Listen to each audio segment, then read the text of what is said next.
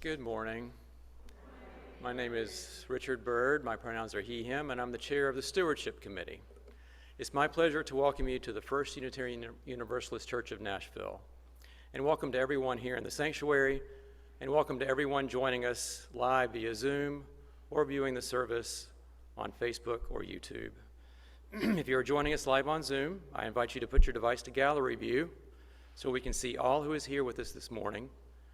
And I'll invite you, those of you here in the sanctuary, if you're willing, to turn around and wave at the camera so that those joining by Zoom can see who is here in the sanctuary. We are so glad you're here. On Sunday mornings, we bring our whole selves, our many names for the divine, our diverse spiritual paths, and join together in worship. As Unitarian Universalists, we do not share a common creed, but covenant together to affirm our interdependence, celebrate our differences, and work for justice. We are a welcoming congregation, and we deepen our relationships as we serve our congregation's mission to create community, nurture spiritual growth, and act on our values in the broader world, guided by reason and compassion. I would like to extend a special welcome to anyone who may be visiting with us for the first time, whether in person or by Zoom, Facebook, or YouTube. Whoever you are, whatever you brought here today, wherever you are on your journey, you are welcome here. If you would like to learn more about Unitarian Universalism or how to become involved in the life of the congregation, you can reach out to our student minister, Danielle Garrett. You can find her contact information on our website, firstunash.org. There you can also learn about religious education, faith formation, and social justice activities, as well as ways to give. And I do have a few brief announcements. We have resumed publishing our weekly Sunday bulletin, so you can get it in person in the social hall. It's also available on the website. And today, following the service, there will be a multi-generational project in the Bartok room. That's classroom A, right there. Join us to create an art project that celebrates both the beauty and the positive environmental impact of Ukraine's national flower, the sunflower. It's also visioning time. There are 3 ways to share your vision with the Mission Vision team. Sign up now for in-person workshops held between now and April 3rd.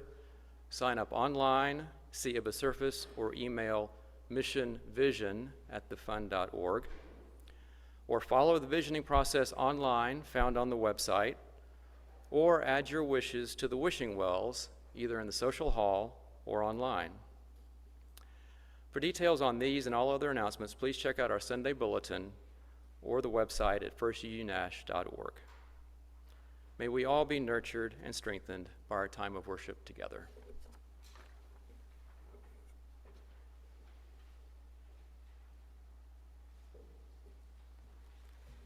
Good morning.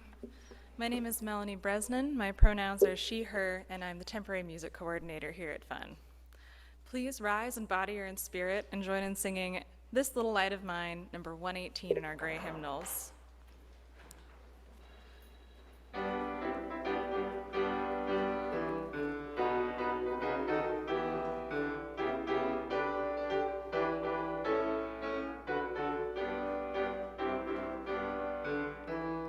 This little light of mine, I'm gonna let it shine.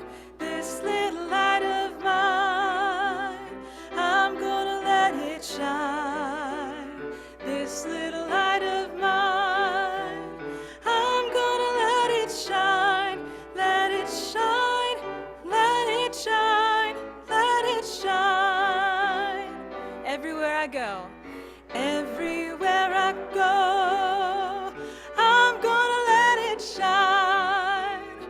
Everywhere I go, I'm gonna let it shine.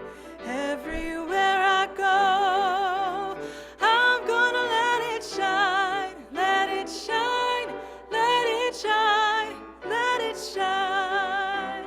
Building up a world, building up a world.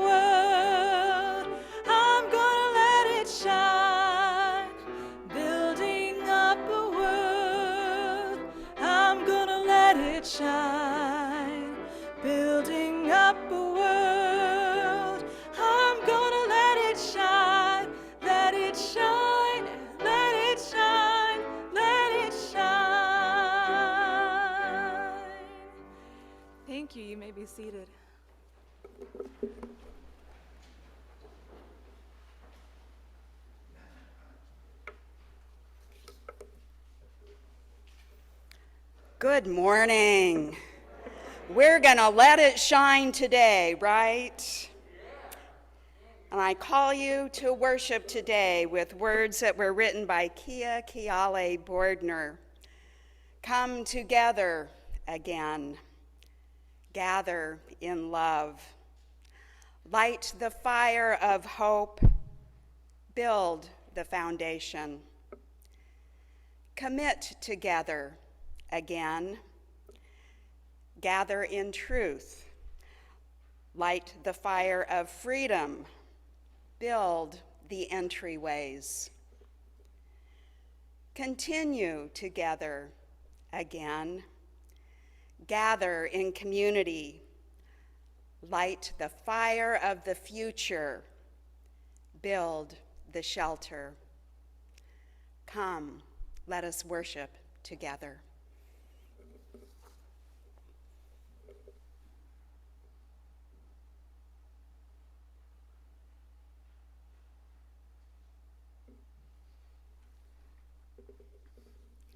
Hi there, my name is Scott Weaver, and I'm a member of the board here, and I'm also part of the leadership development team, and my pronouns are he, him. The words for the chalice lighting were written by Maureen Killoran. This is the message of our faith, to act with passion in the face of injustice, to love with courage in the midst of life's pain. This is the meaning of the chalice flame. May we be keepers of the flame.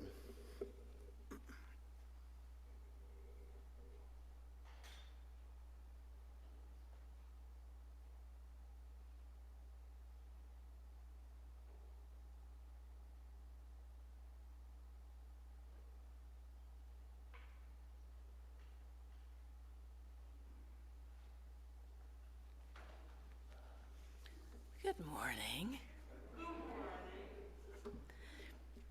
I am Marguerite Mills, your Director of Lifespan Religious Education, and my pronouns are she, her. This is the story of a weaver who didn't even know yet that she was a weaver. For years, she'd carried her basket. She didn't know why. She'd been given it as a child. She knew it was important, so she continued to carry it. And as she went through her life, she found herself attracted to colorful story threads. Well, everywhere she went, there was a different story thread that was offered to her, and she lovingly tucked it into her basket. She was a wanderer, this woman. She could barely keep her feet from moving. Europe, California, Kenya, India, Nova Scotia, Tennessee, Bangladesh. She went wherever the stories called her to go. And everywhere she went, she added new threads to her basket. Stories of courageous young people marching for peace. Stories of crowds of people coming to pay witness, to be present. Stories of whole families restoring devastated villages. Stories of people of all ages coming to contribute their gifts, whether building homes or cooking meals or teaching children or whatever it was they had to give. Stories of justice workers rescuing young people from slavery. Stories of people from all walks of life giving money, some more and some less, but each as they were able. Her basket threatened to overflow with all the threads she carried, and yet it never got heavy. She loved those stories dearly, and she spent time with them every chance she could. But still she wondered, what was the purpose of all of this? What was the use of all of these threads, all these stories? What was she meant to do with them? So she began to ask the wise people in her life, people she encountered in her travels, and she said, what do you think I'm meant to do with my basket? Well, those people would say, they'd say things like, well, it just looks like a tangled mess to me. Or, you have to find the answer in your own heart. Or, have you talked to God about it? Nobody had an answer for her. And so she continued to wander, gather more stories, but her heart became heavy. She knew that all of this was meant for something. And then one day came a distant whisper. Have you tried weaving those threads together and making meaning out of them? Really? Was she meant to be a weaver? But those were just tiny snippets. How could she make anything meaningful out of loose threads? And what if she still didn't have the skill to weave them properly, or even to know which colors to line up together? What if she messed up and damaged the threads that had been entrusted to her? She picked up a few of them and played with them wistfully. Could she trust the wisdom in her hands? Could she trust that wisdom to make something out of this tangled heap? Soon she realized that without much effort at all, she'd lined up those first few threads in a way that made the colors dance. That looked right. The stories took on new meaning and beauty when she placed them together. And she added a few more, and then some more, and someone slipped a new thread into her hand. Oh, that one looked so lovely with the others. Before she knew it, she was weaving.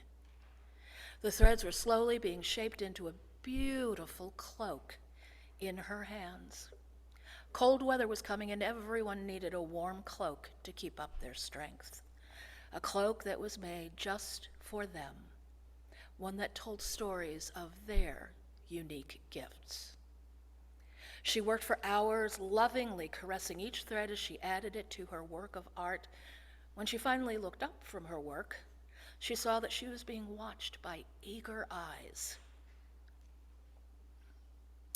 Several of the people standing nearby were reaching out to her, and in their hands were new threads. "It's so beautiful," said the people who were watching. "Will you teach us how to weave?"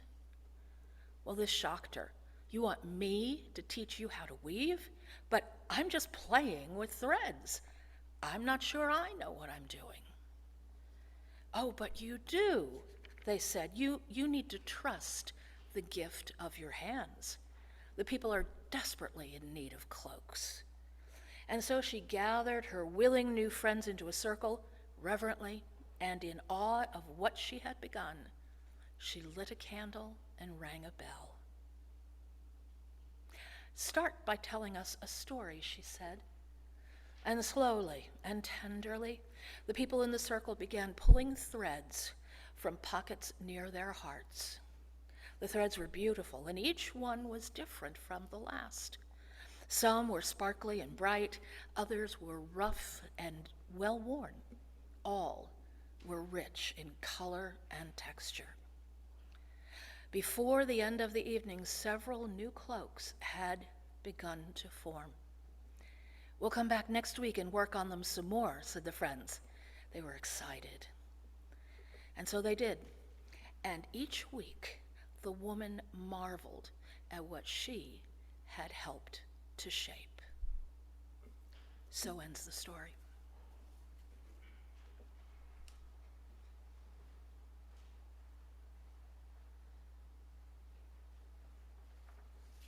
So today is the kickoff of the annual stewardship campaign.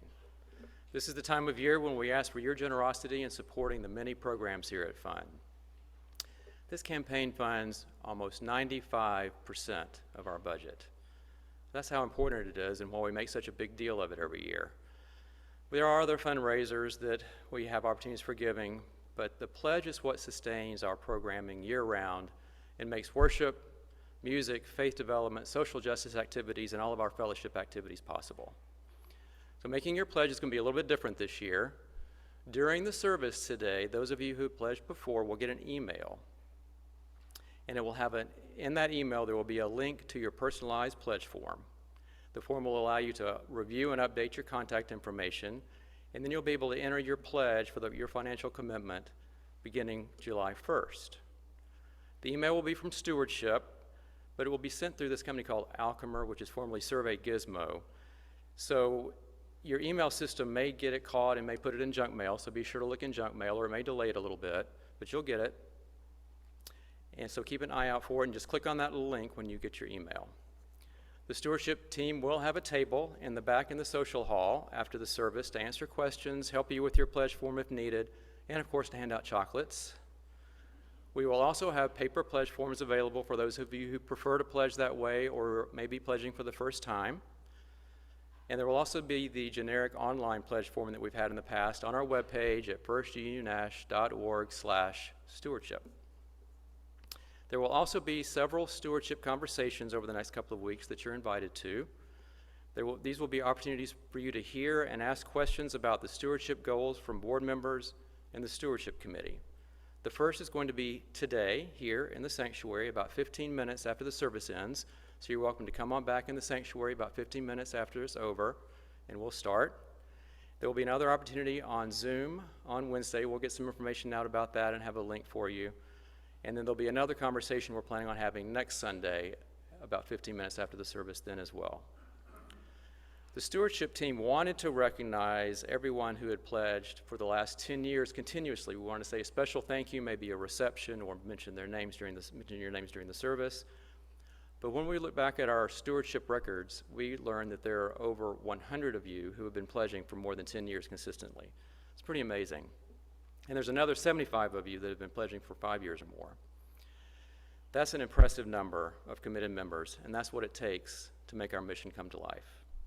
The gift of your time, talent, and treasure is greatly appreciated. Now I'd like to welcome back up Scott Weaver.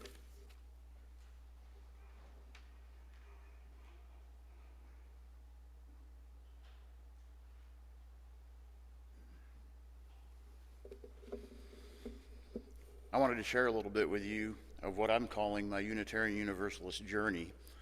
And part of the reason I want to share this is because I think it'll help you understand why I choose personally to donate financially and of my time here at First UU.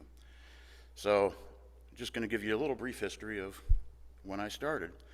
And when I was putting this together, I was actually kind of surprised at how long I've been involved in Unitarian Universalism. But I started in Birmingham, Alabama. I lived there for a while and was involved in the church there.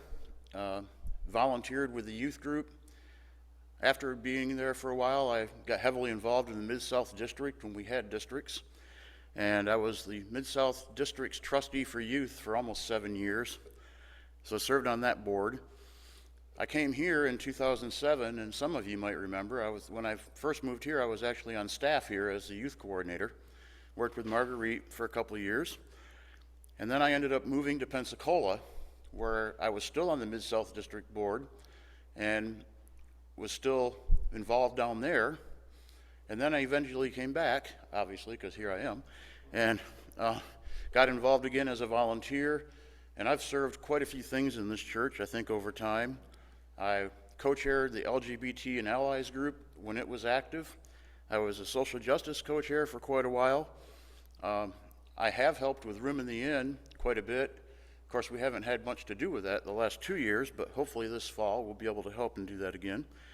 I'm currently on the leadership development team, and I'm also an at-large member on the board.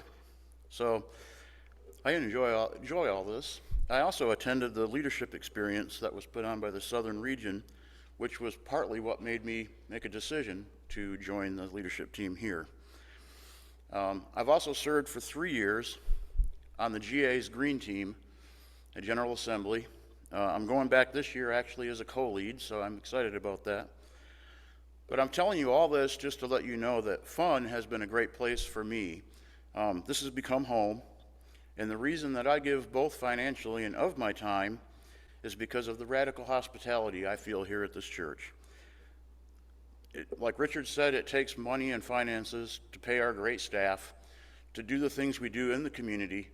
You know, we do a lot in the community. I think if you look at it, we are involved heavily with NOAA.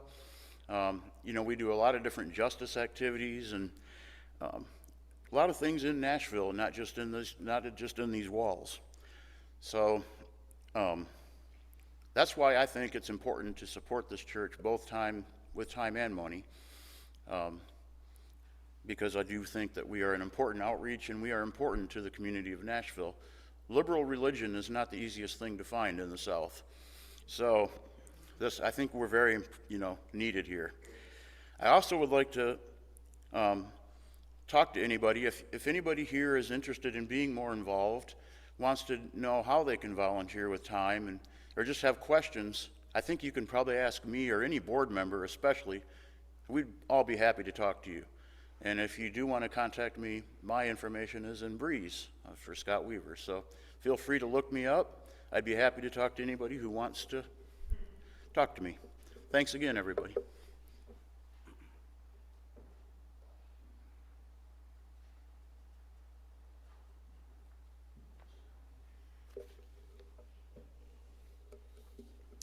Thank you, Scott. It's that kind of generous spirit of giving generously of time and money that makes this place come alive. You may know that we share every Sunday's collection with an organization whose work outside our walls and sometimes inside our walls, work that aligns with our values. And for the month of March, the Share the Plate offering goes to funds TransAffirming Collective, a group of trans people and allies who work with our UU community to celebrate people of all gender identities through education, advocacy, and collaborative solidarity. And oh my, is their work needed today. So I hope that you will give generously to support the work of the TransAffirming Collective. Today we have the pleasure of offering bowls passing among us. And if you are joining us in an online platform, I would suggest that you use this time to make your online donation. The offering is a sacrament of the Free Church. It is supported by the voluntary generosity of all who join with us.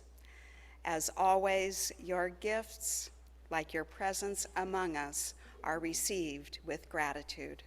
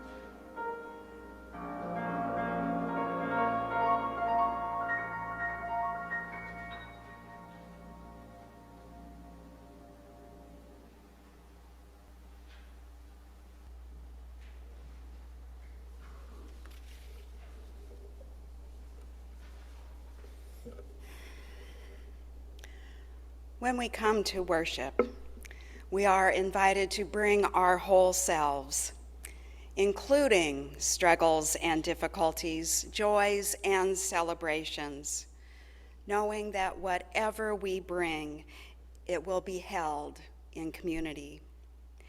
As we continue to learn new ways of gathering and connecting from many locations, for today, I offer a new way of lifting the names of those we wish to hold in our care.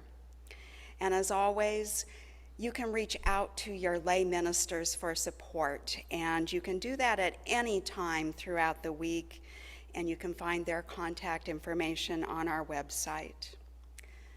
So for today, I invite us first into a time of silent reflection, a time to listen to what is in your heart and on your mind. The sound of the bell will bring your attention back to the room, and then you will be invited to speak the names of the people that you are holding in tender care today. The name you speak may be your own. And if you are on Zoom, you can type names into the chat, and they will be spoken aloud by someone here in the sanctuary. Let us be silent together.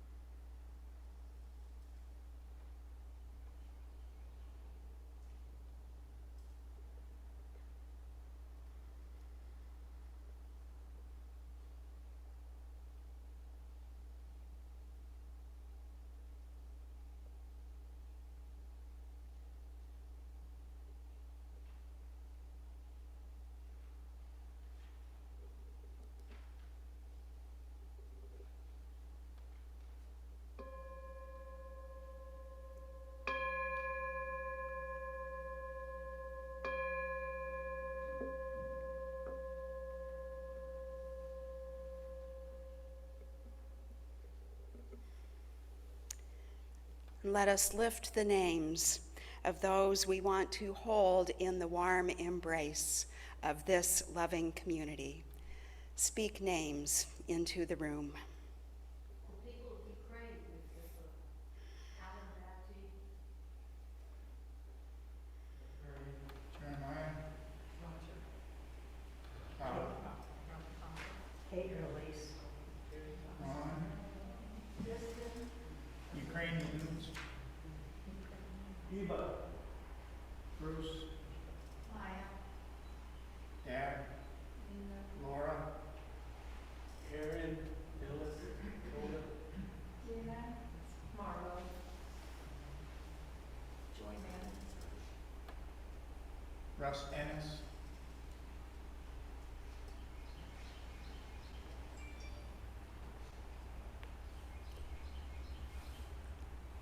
Spirit of life and spirit of love, draw near to all those whose names have been spoken and those unnamed but no less in need of your presence and ours. Let us all feel the power of this gathered community. May those experiencing difficulty find comfort, hope, and solidarity, knowing they do not struggle on their own. May those who have celebration in their hearts know their joy brightens the world for everyone. May the power of this gathered community surround us and sustain us. May the light of our love be a shining beacon for all and a healing balm for the world. In the name of all that is holy, we pray. Amen. Amen.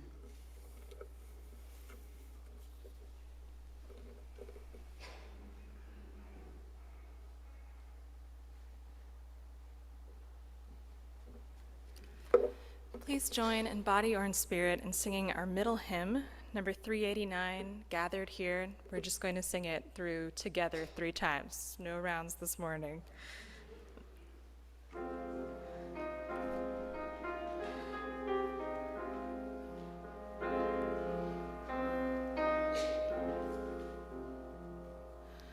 Gathered here in the mystery of the hour, gathered here in one strong body, gathered here in the struggle and the power, Spirit draw near.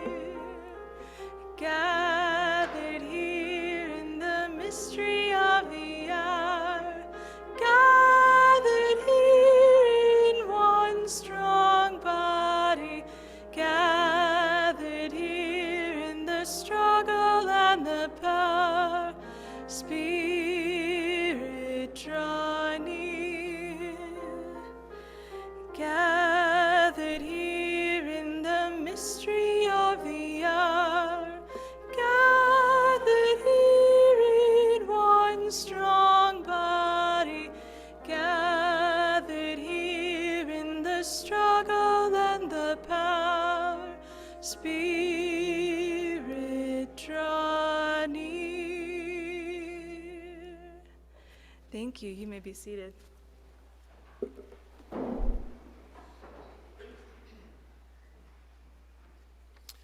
Today's reading is Choose to Bless the World by Rebecca Parker. Your gifts, wherever you discover them to be, can be used to bless or curse the world. The mind's power, the strength of the hands, the reaches of the heart, the gift of speaking, listening, imagining, seeing, waiting. Any of these can serve to feed the hungry, bind up wounds, welcome the stranger, praise what is sacred, do the work of justice, or offer love. Any of these can draw down the prison door, hoard bread, abandon the poor, obscure what is holy, comply with injustice, or withhold love. You must answer this question. What will you do with your gifts? Choose to bless the world.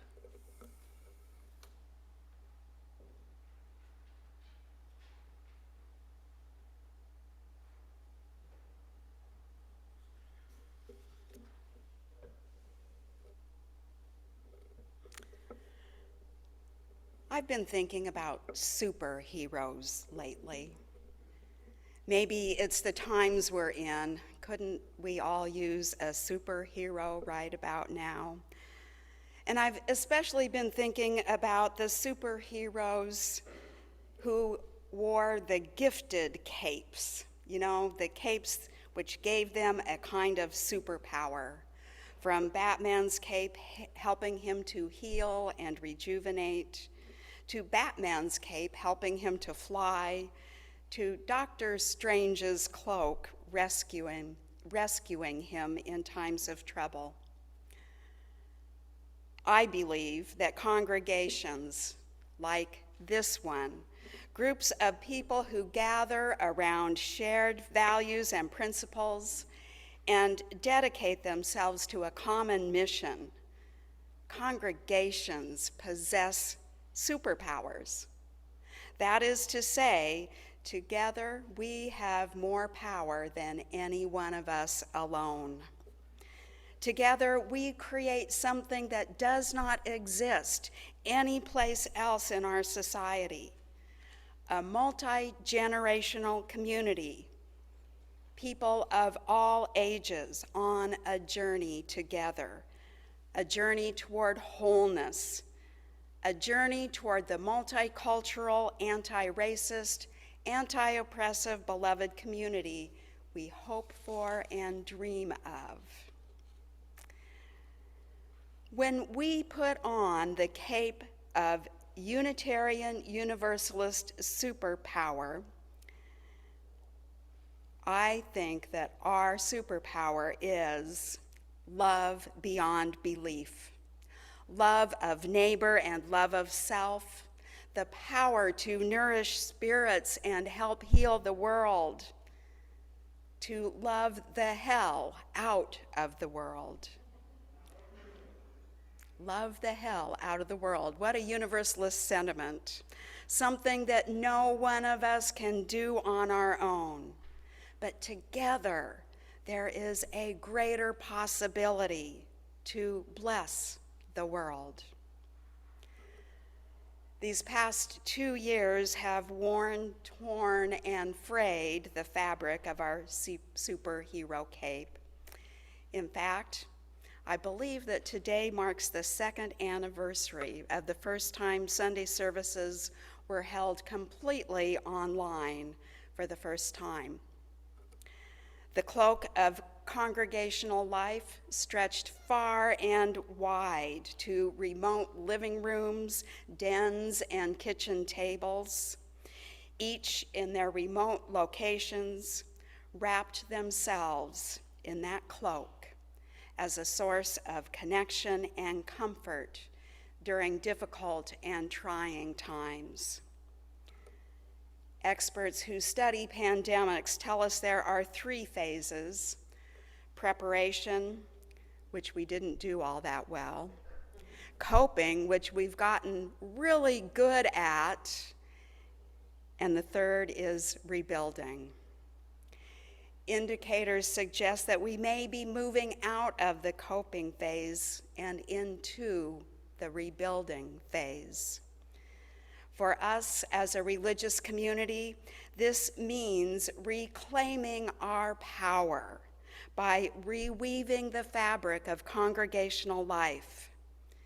And the cloak we are weaving will look different from what existed before, because the world is different than before. We are different than before.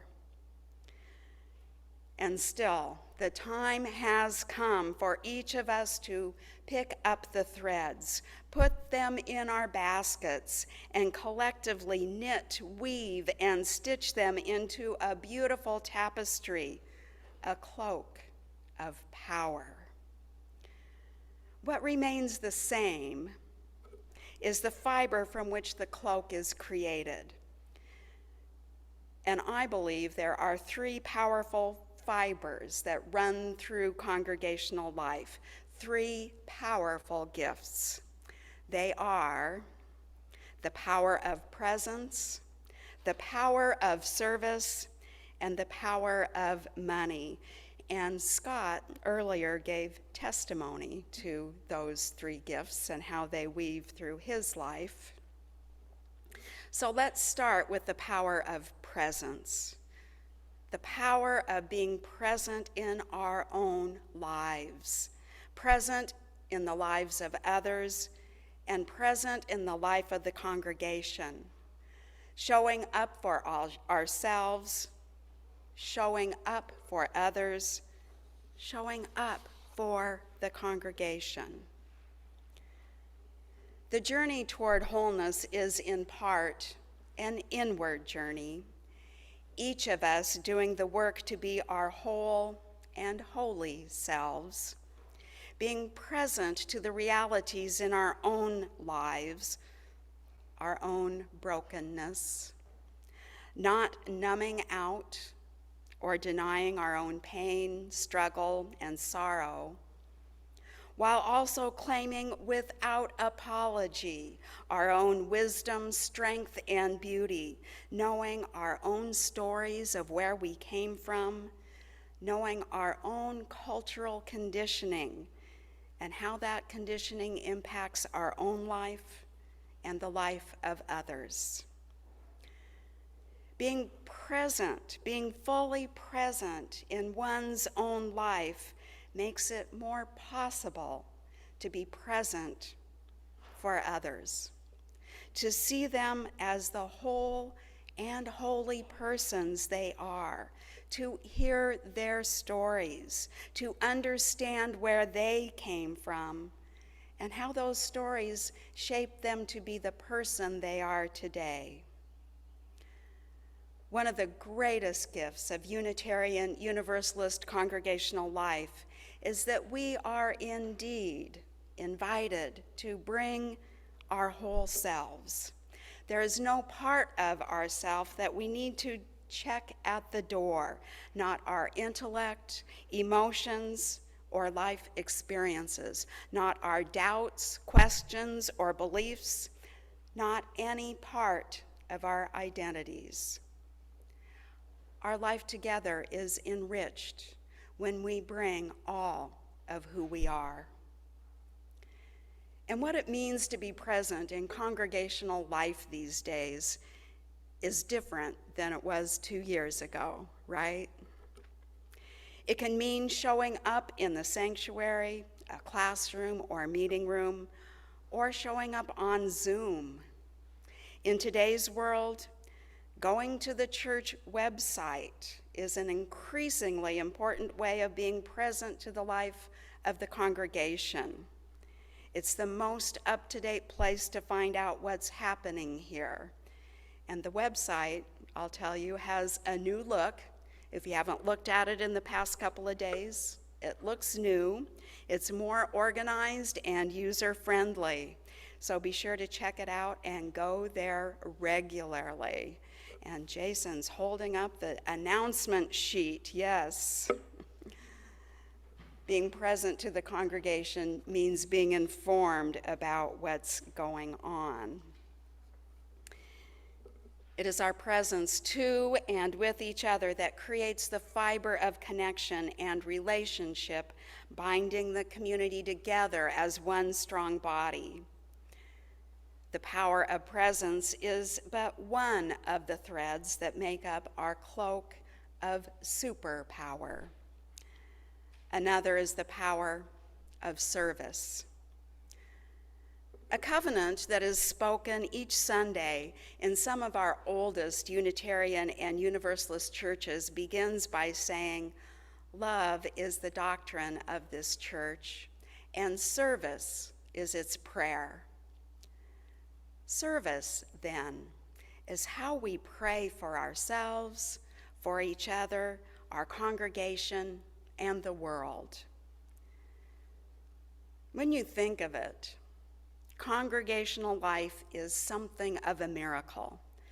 That it is a self-organizing, self-governing, and self-sustaining organization is nothing short of miraculous, a miracle not to be taken for granted. At the same time, there's no mystery about it. Everything that happens because members make it happen. From opening doors and turning on lights, to mentoring and teaching our children and youth, to creating new visions for the future, working shoulder to shoulder, arm in arm, heart to heart with each other, with ministers and paid staff, sharing the ministry, serving the mission. Every time I walk into this sanctuary, I'm reminded of all who came before, all the members who built this place, built it with their labor, with their time, with their money. Service itself is empowering, because it is in serving that we remember or discover our own gifts, our own strength. Service at its best empowers others to do the same. And service is what makes the church come alive. I'm thinking of Howard Thurman, the African-American minister who founded the first interracial, interdenominational church in our country. It was Howard Thurman who once said, "Don't ask yourself what the world needs. Ask yourself what makes you come alive, and go do that. Because what the world needs is people who have come alive. What the church needs is people who have come alive, offering their unique gifts in service to the greater whole, creating another powerful thread in the super cape of congregational life. And yet another thread, you knew this one was coming. Yet another powerful thread is the power of money. In my experience, Unitarian Universalists are mostly uncomfortable talking about money. According to the Widening the Circle of Concern report from the Unitarian Universalist Association's Commission on Institutional Change, covenant and commitment, not comfort, should be the binding fabric of our UU congregations. So let's get uncomfortable together for a minute, shall we? When talking about the gifts needed for congregations to survive and flourish, we often talk about the generosity of time, talent, and treasure. We talk about donations, pledges, and financial gifts, when really what we're talking about is money. Part of the uncomfortableness comes from the realities of our capitalist society and the gross inequalities and inequities that exist in the world today, and by extension in our congregations. We are not all equal in our ability to give money, an uncomfortable truth. Scriptures remind us to whom much is given, much is required. Our capitalist society is also consumer-oriented, whereby we exchange money for goods and services. In the Christian Bible, it says, give to Caesar what is Caesar's, and to God what is God's. Words that are attributed to Jesus. I think that what he was saying is that by necessity, we must live in the capitalist world, but we should not bring that capitalist transactional mindset to the church, because the church by nature is relational, not transactional. The church exists not to maintain an oppressive status quo, but to disrupt it and to usher in the beloved community we hope for and dream of. I like to think of money as power expressed in dollars. Power itself is neither good nor bad, and so it is with money. How it is used is what determines its moral value. Rebecca Parker's poem asks, "What will you do with your gifts?" And then answers, "Choose to bless the world."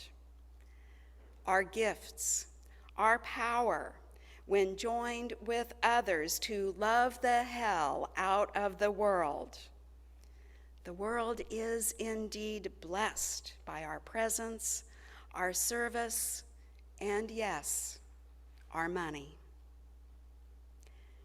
In this time of rebuilding, reknitting, restitching, reweaving, each thread that is brought to the fabric makes it stronger and more beautiful. It's as the Reverend Dr. Martin Luther King Jr. once said, "We are caught in an inescapable network of mutuality, tied in a single garment of destiny." We are on a journey to reach that destiny together. The power for the journey is the fabric of congregational life. Let us gather the threads together, for we are weavers of that fabric. Our superpower of love beyond belief. May it be so. Amen, and blessed be.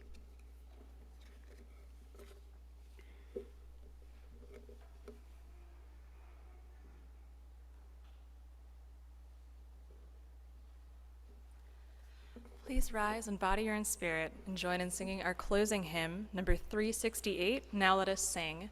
You're welcome to sing the low voice part if you want. I'll get you started on that very first line, but after that, low voice is you're holding your own.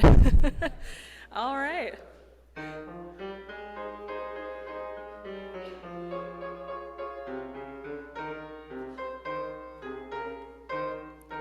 Now let us sing, sing to the power of the joy of faith within. Sing to the power of the faith within. Lift up your voice, be not afraid. Sing to the power of the faith within.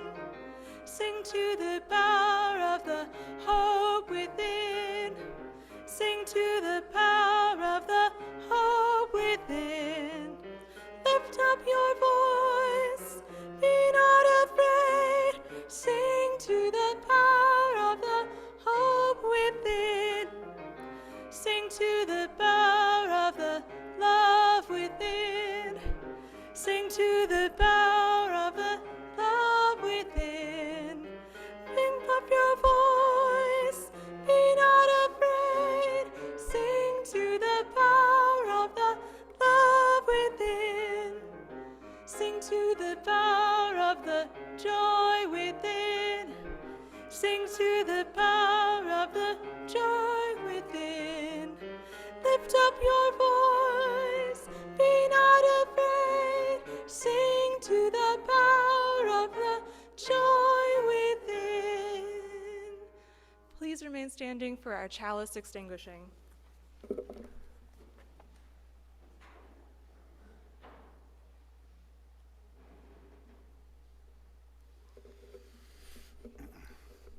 The words for the chalice extinguishing were written by Elizabeth Sell Jones.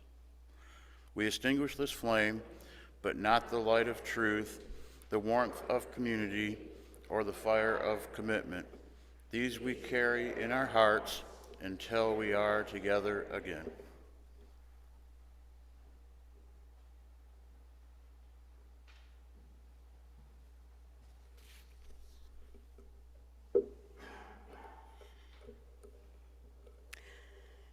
May the power we possess be used to bless the world.